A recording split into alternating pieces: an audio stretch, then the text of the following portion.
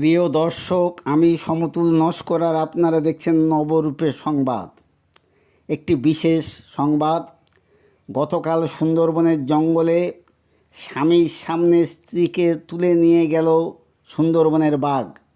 ঘটনাটি কুলতলি ব্লকের মইপিট কোস্টাল থানার গুড়গুড়িয়া ভুবনেশ্বরী অঞ্চলে পয়লা ঘেরির গৃহবধূ বন্দনা দাস, বয়স 47, গত কয়েকদিন স্বামীর সাথে সুন্দরবনে কাঁকড়া ধরতে গিয়ে জঙ্গলের পাশে গতকাল দুপুরে রান্না করছিল। এই অবস্থায় অতর্কিতে বাঘ আক্রমণ করে বন্দনাকে এবং বন্দনার স্বামী চিৎকার করতে থাকে। সেই চিৎকারে বাঘ বন্দনাকে ছেড়ে দিয়ে পালিয়ে যায় এবং সাথে সাথে অন্য মৎস্যজীবীরাও বন্দনার স্বামী সহ বন্দনার দেহ নিয়ে গ্রামে আসে।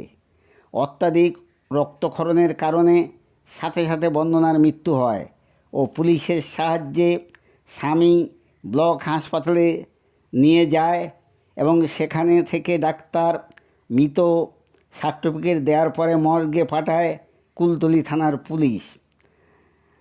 এই মাসে বেশ কয়েকজন বাঘের আক্রমণে মৃত্যু হয় কাঁকড়া ধরতে গিয়ে। চলুন দেখে নেওয়া যায়।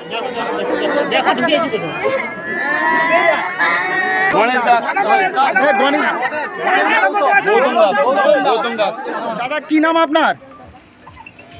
দাদা কি নাম একটু বলুন, কি নাম আপনার? হ্যাঁ হ্যাঁ, গৌতম দাস। কোথায় গিয়েছিলেন? হ্যাঁ, কলসের ফুলবাড়ি। হ্যাঁ, কোথায় ওটা? কলসের ফুলবাড়ি। ও, কলেজের ফুলবাড়িতে। কি করতে গিয়েছিলেন? কাঁকড়া ধরতে বেড়ি ফেলে। হ্যাঁ, বেনিফিলে কাঁকড়া ধরতে গিয়ে তো বেড়ি মেরে কাঁকড়া ধরতে গিয়েছিলেন। কে কে গিয়েছিলেন? আমার স্বামী স্ত্রী দুজন। কি নাম আপনার স্ত্রীর? বন্দনা দাস। বন্দনা দাস। আপনার নাম? গৌতম দাস। হ্যাঁ, কোথায় বাড়ি? ভুবনেশ্বরী পয়লা। মইপিট কোস্টাল থানা। হ্যাঁ, কি হলো তারপর? বেড়ি ফেলে রান্না করছিলাম। তারপরে আমি যখন মাথা বলে তুমি জলটা বার করো, আমি বার করতে গেছি, দেখি না আঁক করে আওয়াজ আছে, পেছনে দেখি না নেই। তারপরে আমি হাঁকাহাঁকি করতে জলের সাইড দিয়ে যখন ভর্তি জল ছেড়ে দিয়ে চলে গেল। মানে বাঘ এসে কামড় দিয়ে ছেড়ে চলে গেল নৌকা থেকে? হ্যাঁ, লোক। আর আপনি কি করলেন? আমি হাঁকাহাঁকি করতে ছেড়ে চলে গেছে। তো তারপরে আপনার আশেপাশে কেউ ছিল না? তারপরে একটা নৌকো পাশের খালে ফেলছিল, তাকে ডাকতে সে এসে নৌকো বার করে নিয়ে আসে। ও, এটা কোন জায়গা ঘটনা ঘটলো? কলসের ফুলবাড়ি। ও, কলস ক্যাম্পের কাছাকাছি ফুলবাড়ি। ও, আপনি সবসময় এরকম কাজ করেন, মাছ কাঁকড়া ধরেন? আর আপনার স্ত্রীর নাম? বন্দনা দাস। আপনাদের কিভাবে চলে সংসার?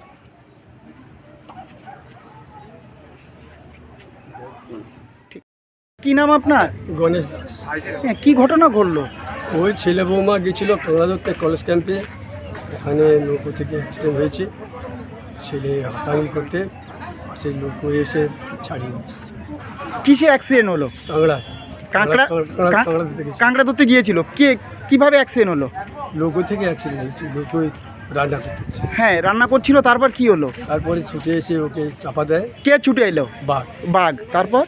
তারপরে ছেলে হাঁকাহাঁকি করতে বাঘ ছেড়ে দিয়ে গেল। পাশে লোক ছিল, তাকে লোককে বের করে দিয়ে চলে এসছে। আপনারা কিভাবে চলে সংসার আপনাদের? ওই মাছ কাঁকড়া ধরে চলে। আর কি নাম আপনার? আমার নাম গণেশ দাস। এই অ্যাক্সিডেন্ট ঘটলো, কি নাম? গৌতম দাস। না, আমার বড় বৌমা বন্দনা দাস।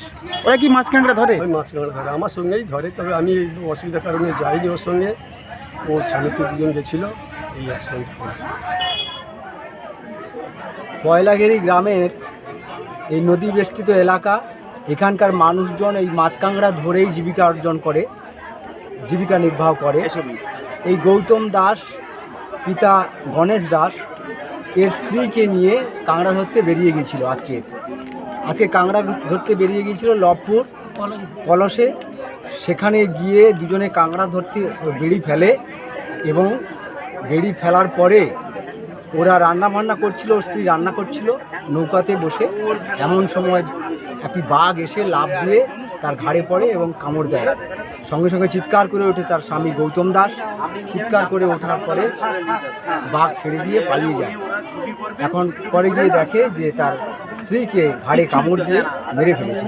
সেই অবস্থাতে তাকে বাড়িতে ফিরিয়ে নিয়ে এসছে। কিন্তু এদের জীবিকা হচ্ছে এই কাঁকড়া ধরা ছাড়া উপায় নেই, আর্থিক কন্ডিশন কিছুই নেই, মাছ কাঁকড়া ছাড়া এদের জীবনের একমাত্রই জীবন ধারণের একমাত্রই পথ।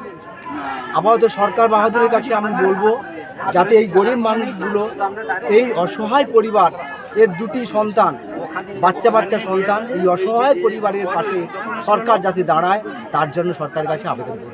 আপনার নাম? আমার নাম অজয় নায়ক, এই পয়লাঘেরিতে এই গ্রামে বাড়ি।